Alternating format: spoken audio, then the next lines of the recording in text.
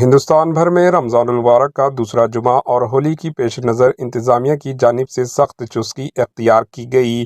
ریاست تلنگانہ کے دارالحکومت شہر حیدرآباد کے تاریخی چار مینار کے دامن میں واقع مکہ مسجد میں بھی ہولی اور رمضان المبارک کا دوسرے جمعے کی پیش نظر سخت سیکیورٹی کے انتظامات کیے گئے۔ نماز جمعہ کے پیش نظر تاریخی چار مینار کے دامن میں واقع مکہ مسجد کے آس پاس پولیس کی بھاری ٹیموں کو تعینات کیا گیا تھا۔ شہریان حیدرآباد نے حیدرآباد کے مختلف مساجدوں میں پرامن پیسفلی طور پر نماز جمعہ ادا کی اور اپنے اپنے گھروں کو لوٹ گئے۔ شہر میں کہیں بھی کوئی ناخوشگوار واقعہ پیش نہیں آیا۔ دوسری طرف ہندو بھائیوں کی جانب سے پرامن ہولی بھی منائی گئی۔ Bureau report AHN news.